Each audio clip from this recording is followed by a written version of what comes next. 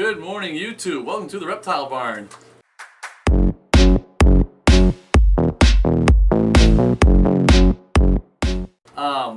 We are ramping up to change some things around as far as where our animals are located. This room is actually going to become exclusively for lizards. So we're going to move the snakes out into the main room where it's a little cooler. It's actually a little too warm in here for the snakes. So we end up having to leave the door open constantly to cool it off in here to get it just right. Anyway, I have got out Evolet here, I think. We bought these two, it's been almost a year, right? Yeah, roughly. Because your dad was here last Thanksgiving helping us build the cage, right? Yeah. So, It's been nearly you can see, look at the tail base. Little bit of everting, but no hemipenes are coming out yet. I think this is a female. However, all I was going to say was we bought them as a pair, a male and a female, right? However, we never confirmed on our own that it was a pair. So we want to, right? We have a few things we're going to do. First, we're going to try and... I got her out. I know it stresses them when I just have to grab them out. I'm trying not to restrict her or anything. And she's doing great, actually. No real hissing or biting or anything. She's just watching me. She's not pleased with this. But she's doing well. Anyway, we're going to try and take some really close-up pictures of their tail bases so that we can put those on some of the Facebook groups with people with a lot more expertise than us, so that we can try and get some opinions from other people on the genders of these two animals. The other thing we're going to do, actually, we are lucky enough to have a very experienced exotics vet up here. Dr. Nicholson is who we work with, and he has tons of his own reptiles. He has monitors, and he is fantastic, and he is willing to let us bring in any of our monitors that we're not absolutely certain of the gender and do some ultrasounds and even x-rays and see if there's anything he can find to absolutely confirm, yes, this is a male or a female. A few examples. While females also have a little bit of, obviously, something that can be extended out the vent, so that's not a perfect way of sexing them. The males, the tip of the hemipenes are kind of star-shaped. There's little extensions around the tip. If he can see those on some sort of scan, then he'll be able to confirm it's a male. He also might be able to ultrasound for ovaries if it's a female. They're a little small. He's done it on larger lizards with good accuracy. Anyways, he's just going to try several methods of kind of more scientifically sexing them instead of just, typically people are like, well, the head shape and overall size and, the tail base looks like it's probably a male or female. And people with a really, really good eye, they can do that very accurately. But I can't. So, anyways, right, yet. I can't yet. But we are going to just try a couple different methods to figure out what the genders are on our tree monitors. Some of them we know, obviously, like Little Blue, our very first one.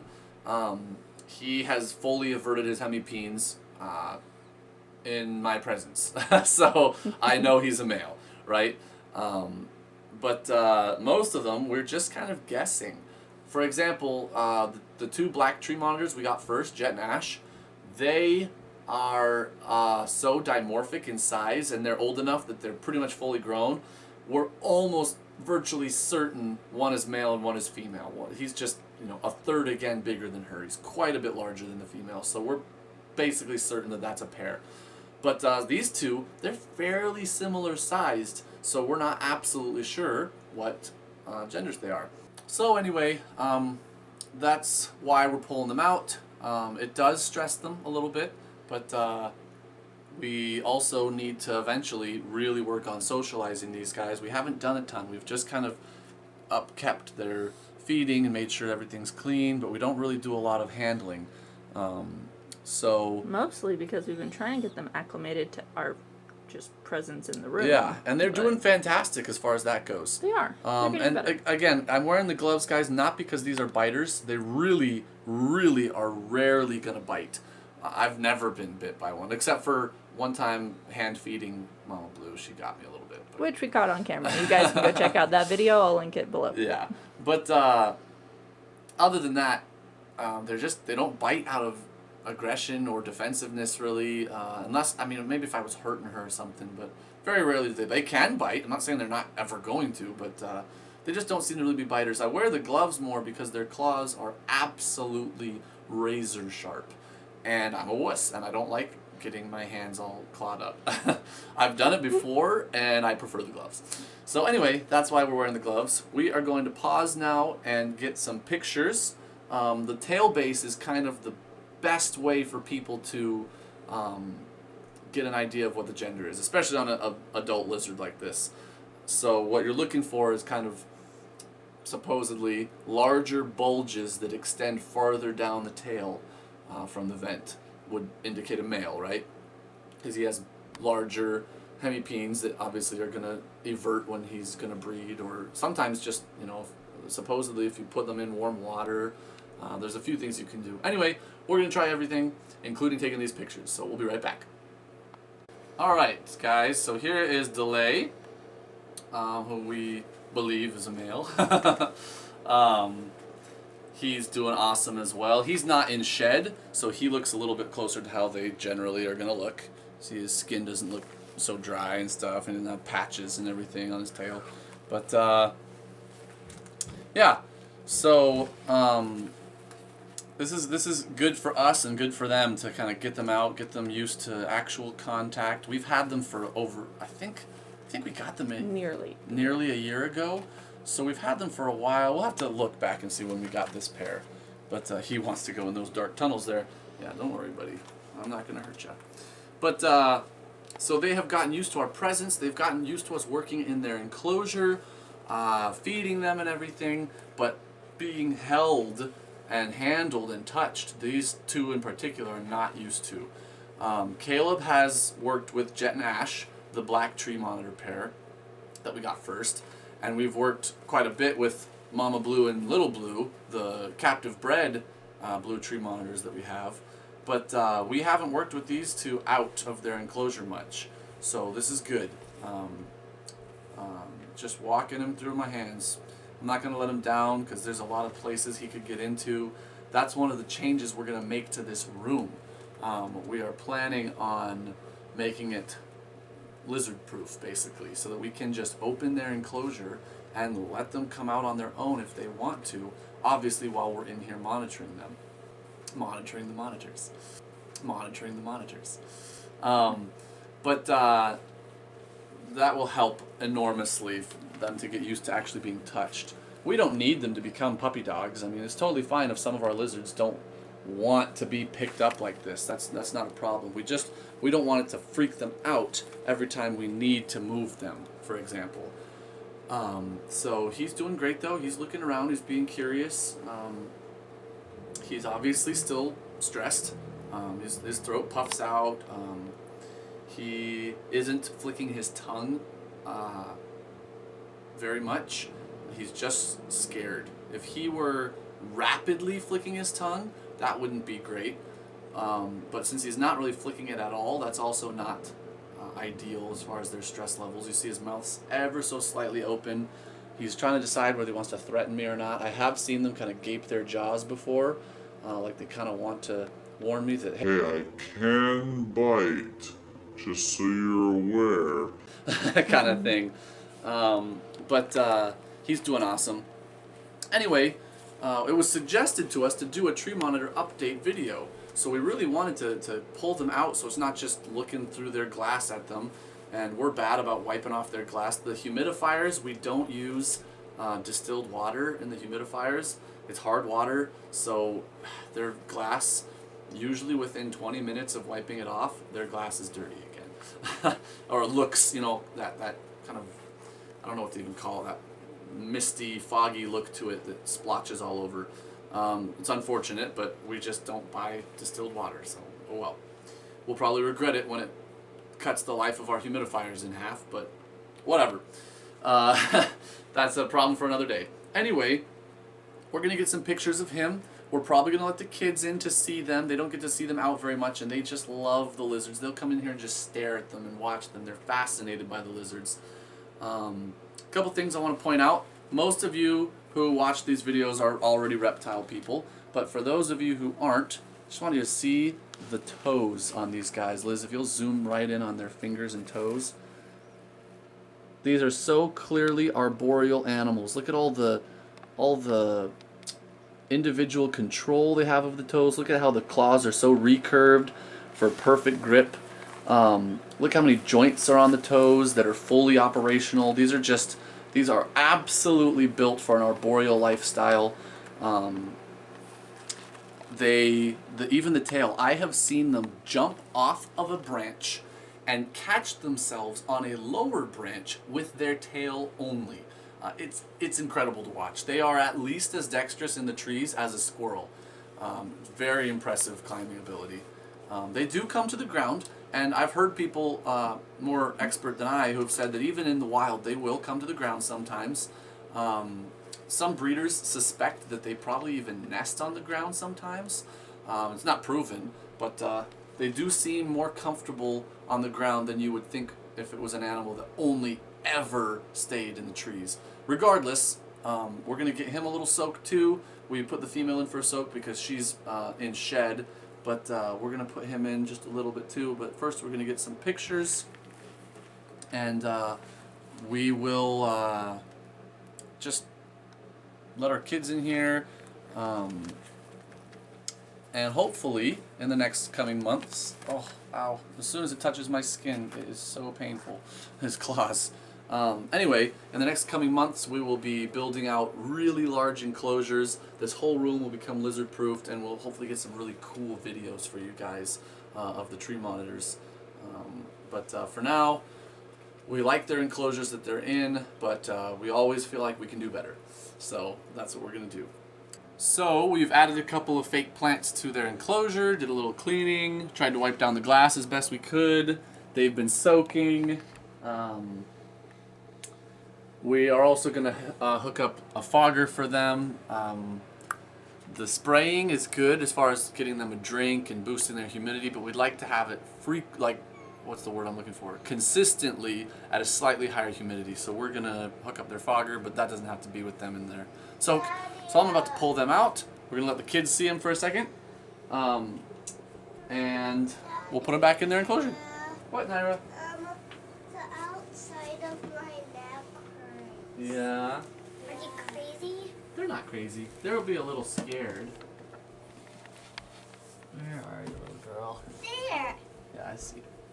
Just gonna have to get my hand wet. It's okay. It's alright, little girl. Wow, her tail is really long. It is. You wanna pet her tail? Wow. Oh, she's peeing on me. That's okay. Yeah. It's just water on her tail, though, guys. You can pet her tail. It's okay. Why is she doing that? She wants to She's wet. Yeah, she's been in a bath. No. It's okay. You can pet her tail. Ira, you can't push it on me. All right. wasn't pushing I'm on gonna it. put her away. What about the dad? I'll get him out too. Where's the dad? Is that the mommy one? Slide these toes for a minute. Yep, we think that's the mommy one. We're not very good at it, at telling which one's which. Because they look the same. Because they look the same, that's right. Get out. Big guy here. Oh, he's ready to come out. Is that the daddy one? Do you need me to get the lid so you can just catch? I think I can do it. Can they climb? Yes, they can climb. Woo! Whoa. You saw that opening. Oh! It's okay. Try to whack us. Is that the daddy one? I think so, sweetie, but I'm not good at it. You're learning. It's all a Aren't learning they experience. so cool though? Yeah.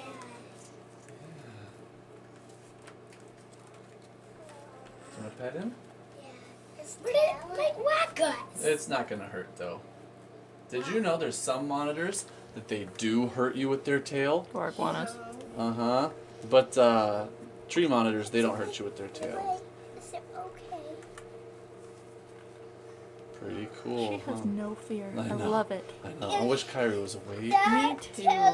Kyrie would love this, but she's totally zonked. His tail is even longer. Yeah. Good job, bud. All right. Get him put away. Home. I wanted to whack me. Can you slide that open a few inches for me? Yeah, maybe if it'll cooperate at all. That's good. Hey, no. Give it out. Hold on. Get them further back.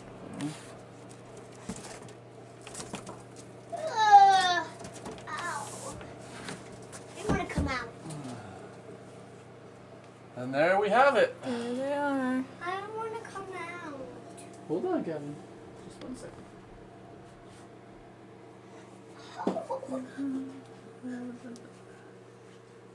So the last thing I wanted to touch on before we sign off, there's two schools of thought that I have found as far as hides and cover in a reptile enclosure. And I've seen it a lot, specifically in the monitor world, right? One thought is my reptile wants to hide. My monitor wants to hide. It does not want me to be able to see it. So I'm going to cover its entire enclosure in hiding spots and plants and cover and just shade, anything so that anywhere it goes it can always be hiding, right? Because that's what makes it most comfortable. But the other school of thought is if I do that, then my captive animal will always just act like a wild animal. It will never become acclimated to me. So those people, on purpose, they kind of go really bare bones in their enclosure.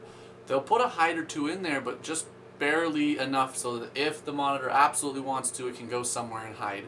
But most of the time, it's going to be out and slightly exposed.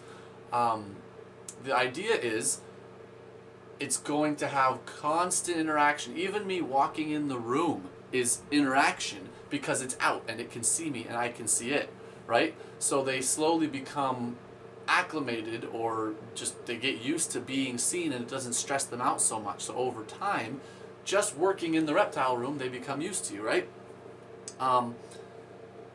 And there's kind of experts who go both directions. I know, for example, Kevin McCurley, the wizard of monitors, the absolute, in my mind, expert in the world on monitors and socializing them and getting them used to human interaction. He does not put a ton of cover in his enclosures. He's fairly minimalist, right? He gives them plenty of space, but not a million little hiding spots. And nobody is going to claim that his monitors are poorly socialized, right? So, but that's just one example. I'm not saying either way is wrong. We tried to go, we were cowards, I guess. We tried to go in between. We gave them some hiding spots, some plant cover, some areas where they're hidden, but we also tried to make it so that they would be exposed sometimes. The basking spots in particular. So we have UV and heat coming from right here to that branch, and back here, a second one, to that more upright branch that slants down that way. Those are two basking spots. They're fairly exposed. If they want to bask, which they do every single day, they are going to be out in the open, right? And I don't even feel like that's particularly unnatural, even out a wild animal, because if you're basking, the whole point is the sun is beating down on you. You're not hiding inside a cave and basking simultaneously. So we thought that was kind of a good compromise, so that their basking spot in particular naturally is going to be out in the open where the sun can reach them. So we thought that was a good spot for us to put a more exposed part of the cage. Anyways, we've had people tell us they love our caging. We've had people tell us that our caging is horrible and that we're abusing our animals. At this point, I don't care. If you don't like it, that's okay. Even tell me why you don't like it. That's fine. But this is what we have decided to do with this pair of monitors. We like it. They seem great. You see, we just had them out. Both of them are just out and watching us. They look wary, but they do not look terrified. They're not thrashing. They're not racing around crazy, bashing into stuff. They're just watching us. And this is after a fairly stressful situation where we had them out and we're handling them, and they're still not racing off to their hiding spots. So I feel like it's been good for our animals that they are used to us being able to see them.